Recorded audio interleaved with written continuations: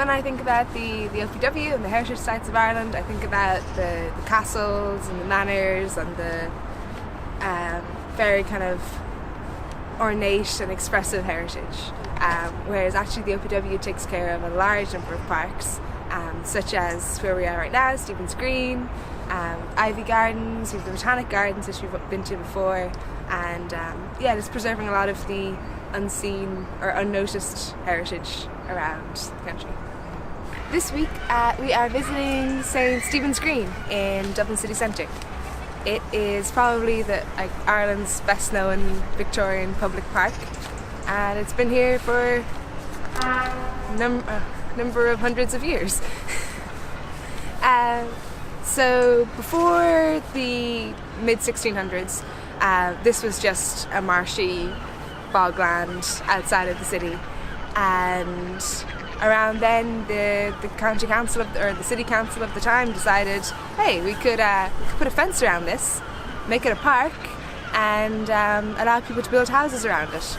So for the following 200 years or so, people built their lovely big townhouses, and this is a private park only open to the residents who lived around it. It wasn't until 1887, I'm going to guess, that it was open to the public. I have now forgotten everything else. People think we were just like magically knowledgeable. I bring notes, like many notes. So I guess in regards to layout, it's been this way since the 1880s, when the Guinness family paid for it to be redeveloped and then opened to the public. So it has a very Victorian style. There are over 3.5 kilometres of walkways, and the whole park itself is 9 acres, so it's a fairly sizable chunk. It has lakes and playground, fountains, bandstands, and lots of just kind of green areas with lots of trees to kind of, I guess, trick you into feeling like the place is kind of never ending.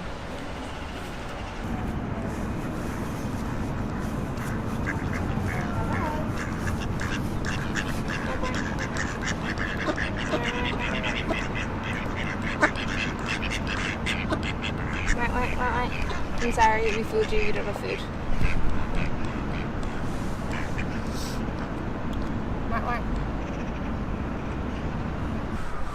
So every single clip of video we start with the word so.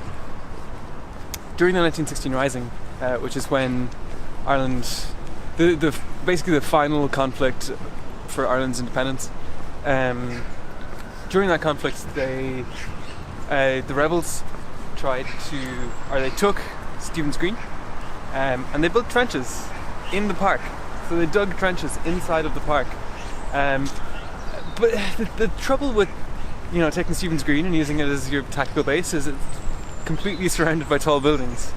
So it kind of didn't make a lot of sense. But yeah, so that's the thing that they did. And then every once in a while there would be a ceasefire to allow the park superintendent to come in and feed ducks. So that's our War of Independence for you. Oh, this is him.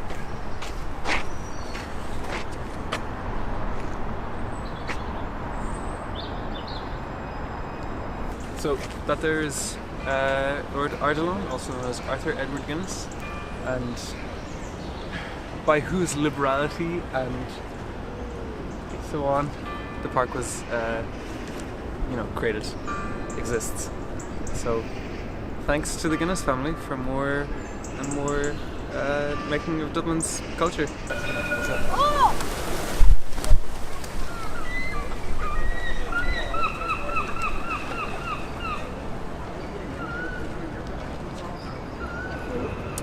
The arch right behind me is the main entrance to Stephen's Green. It's called the Fusiliers Arch. It's named after the Royal Dublin Fusiliers who fought in the Second Boer War, 1899 to 1904. 1902? The Second Boer War. and actually has the inscriptions of most of their names on the arch itself.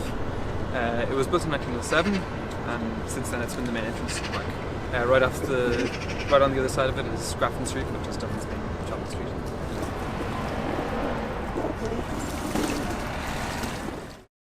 So we're at the corner of Stephen's Green, which is Dublin's most popular park or most visited park, and we're going to walk 2 minutes down the corner to just as beautiful a park that has no people in it. It's great.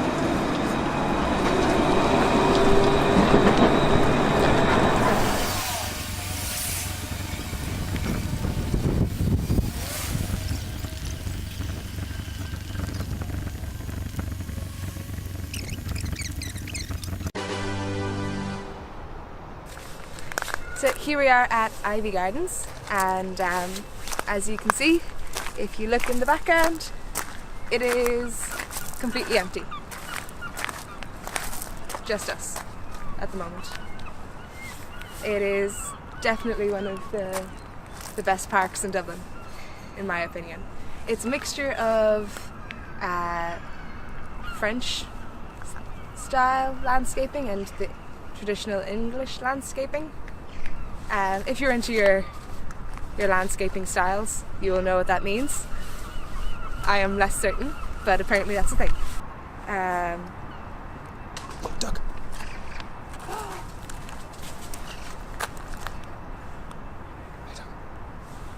Another dog in the distance. Many dogs! This is another reason I like this park. People walk their dogs here because it's quieter. Sort of the winter. Hi, dog.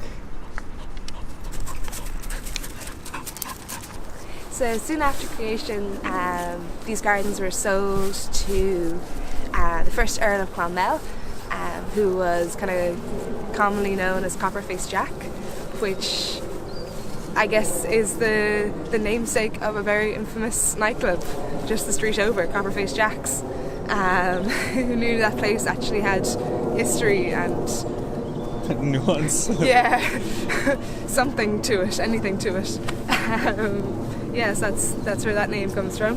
But after he died, his young son inherited it, who then sold the estate off to the Guinnesses.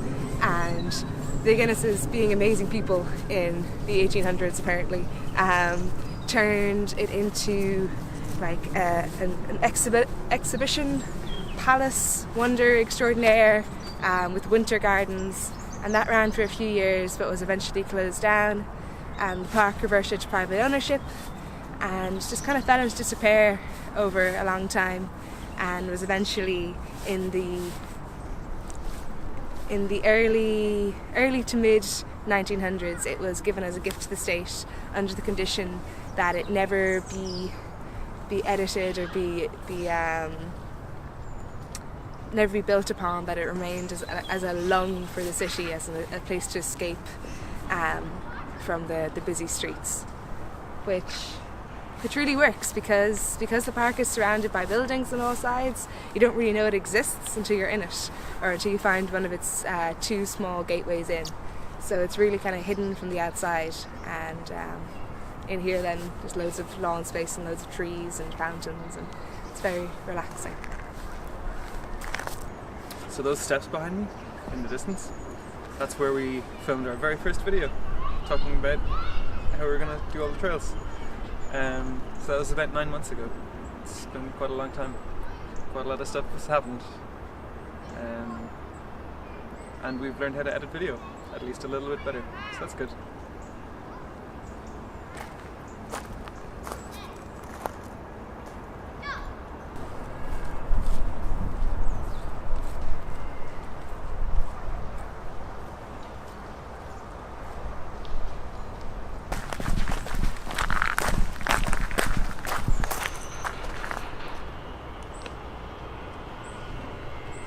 What are you walking on, Basta?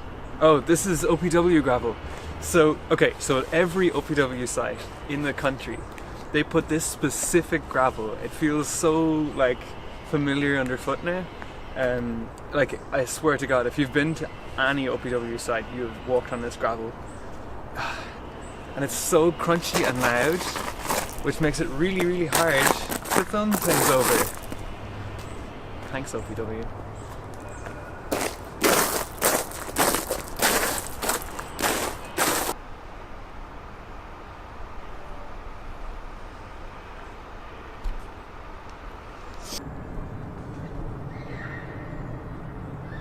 I don't know what I'm saying. I don't know. You're saying thank you for watching this video. Thank you for watching this video. Don't forget. If you enjoyed it. To like and subscribe. Because we put out videos every week. More or less. About the different places that we walk. And all the different places that we walk. And the different heritage sites we visit. Thank you to our patrons. For their continued support. And general awesomeness. Amen.